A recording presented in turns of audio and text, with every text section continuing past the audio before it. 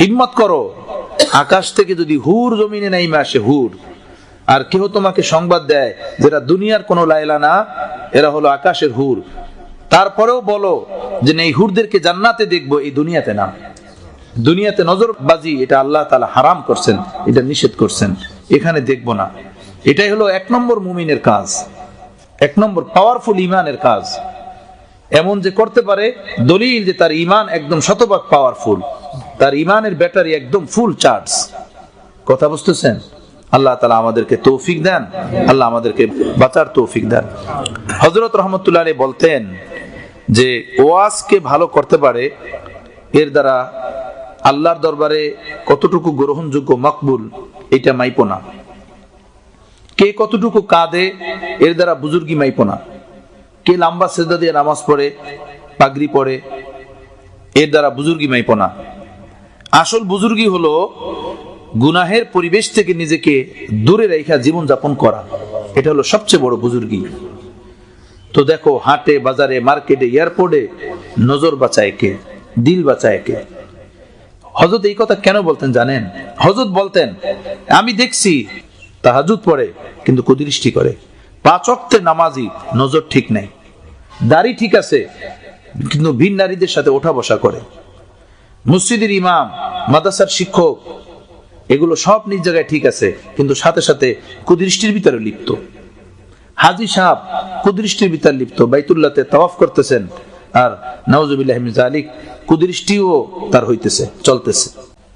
চোখ নষ্টকারী মানুষগুলো, চোখের যারা হেফাজত করে না, তারা জান্নাতে গিয়ে মাওলার দিদারে মজা পাবে না, স্বাদ পাবে না।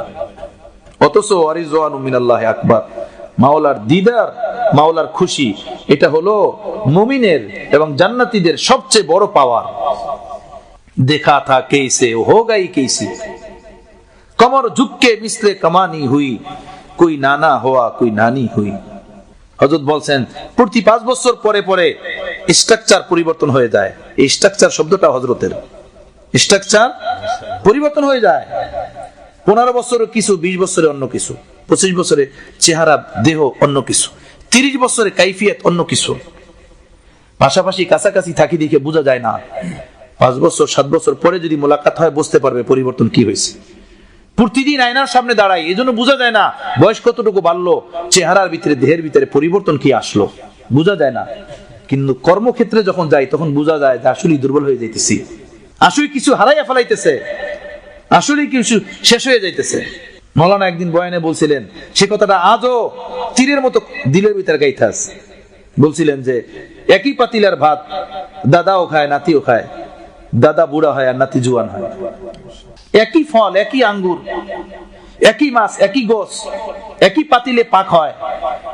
দাদি খান, নানি খান, দাদা খান, নানা খান, তারা খাইয়া বুড়া হইতেছেন, কমজোর হইতেছেন, আর ছোট বাবু খাইয়া জওয়ান হইতেছে। কথা বুঝতেছেন? আল্লাহ আল্লাহ আল্লাহ আল্লাহ।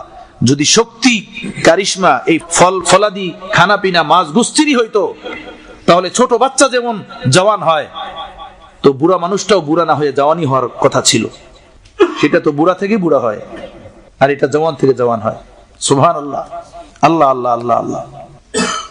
তো প্রতি 5 বছর পরে স্ট্রাকচার এটা পরিবর্তন হয়। দেখা তা কেসে হোগাই কেসে, কেমন দেখছিলাম কি হয়ে গেল, হায় রে কি এই দুনিয়া। কমর ঝুঁককে মিসলে কামানি হুই, যারা ছিল সুঠাম দেহের অধিকারী, সুচ্ছিরি বালক, সুন্দরী বালিকা, হায় রে কি হয়ে গেল, কি হয়ে গেল, সব দিলে ঢিলা ঢালা হয়ে গেছে, সব দিয়ে একদমই শেষ হয়ে গেছে। কি দেখলাম, কি হয়ে গেল। তো কি এই ফানি জিনিসের পিছনে জিন্দেগি ব্যয় করতেছো, এই ফানি জিনিসের পিছনে নিজেকে নিয়ে ধ্বংস করতেছো, বরবাদ করতেছো। এর পিছনে গেলে কি পাবা? যা তার কাছে আছে সেই ওইটাই দিবে, পেশাব আর পায়খানা, আর কিছু না, আর কিছু না। আল্লাহ আপনি আমাদেরকে পবিত্র জিন্দেগি দান করেন। আপনার নিজ মেহেরবানিতে আমাদের আউলিয়া উল্লাহদের বরকতে নূরানি হায়াত আপনি আমাদেরকে দান করেন, নূরানি হায়াত। সত্যিকার কথা, 10 মিনিট 5 মিনিটের জন্য মজা নেয়, এরপর ওখান থেকে ওঠার পরে মনে চায় যে নিজের জুতা দিয়া নিজের কপালকে নিজেই পিটাই, ঘরের ঝাড়ু দিয়া নিজেকে ঠিক করি, তাই না? নিজে নিজেকে বৎসনা এবং গালি দিতে থাকে যে নালায়েক, খাবিস, বদবখ, খুব নিজেকে নিজেকে দোলাই দিতে ইচ্ছা করে। তো এর দলিল হলো যে অন্তর কালা হয়ে গেছে পাপের কারণে। সে কালা অন্তর, তার কালাপন এটা শুধু অন্তর পর্যন্ত থাকে না, এটা মানুষের অঙ্গ প্রত্যঙ্গের চেহারা, চোখ চাহনিতেও এসে যায়।